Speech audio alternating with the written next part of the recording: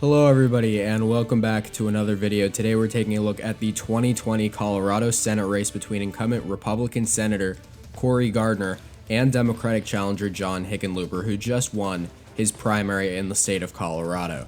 Let's get right into it by looking at the U.S. Senate balance of power following the Mark Kelly versus Martha McSally Arizona Senate race prediction, which will pop up in the top right of your screen right now. As things stand right now, the Democrats hold 36 seats to the Republicans 30, with 34 seats remaining up for grabs. 51 seats are needed for control if you don't count the vice president of the president's party. Now moving on to these seats that the Democrats must pick up. They must pick up at least 2 seats to hold a majority if Joe Biden's vice president holds the tiebreaker if he wins the presidency. However, if Donald Trump is reelected, they will need to win 3 more Republican seats in order to hold that 51 seat majority. And moving on to the 538 polling averages in the state of Colorado for their Senate election, John Hickenlooper holds a 15.3 point advantage over Cory Gardner with 51% in his column to Cory Gardner's 35.7%. This is a significant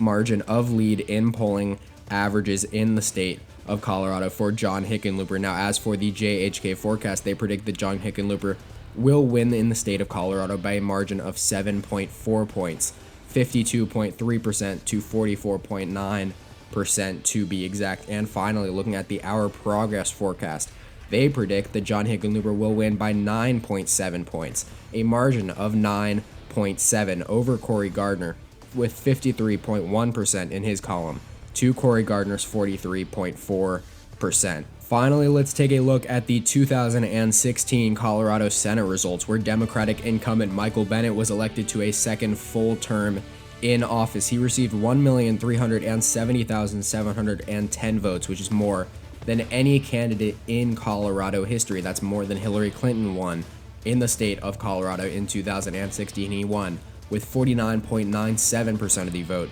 to Republican challenger Darrell Glenn's 44.31%, a margin of 155,000 votes over Darrell Glenn. Michael Bennet was reelected to a second full term in the Colorado Senate, a convincing margin of victory. And the polls have now closed in the state of Colorado, and we have a key race alert coming in right now. 14% of the vote in. Take a look at this. John Hickenlooper holds a 62,000 early vote lead with 56.72% of the vote to Cory Gardner's 41.19%. Now again, this is very, very early, and only marginal numbers are starting to come in out of Colorado. Just 14% so far is in, but John Hickenlooper does hold a convincing lead so far. 58% of the vote is now in the state of Colorado, and John Hickenlooper has extended his vote margin of lead, 144,000 votes over Cory Gardner. The Republican incumbent looks like he is in very much trouble tonight, with John Hickenlooper holding 52.48% to Cory Gardner's 43.77%. Time is running out for the incumbent to make a comeback here, as the vote is starting to pour in out of the Denver and more metropolitan areas across the state of Colorado. 83% of the vote is now in, and the margin has tightened a little bit. However, not a lot of vote remains out there for Cory Gardner to make a big comeback here, as John Hickenlooper maintains a 124,000 vote lead over Cory Gardner with 50.94% of the vote in his column to Cory Gardner's 45.69%. 83% of the vote is in, and we are nearing a conclusion here in this Colorado Senate race. Project that John Hickenlooper, the former governor of Colorado, the Democrat, will defeat Cory Gardner, the incumbent Republican senator.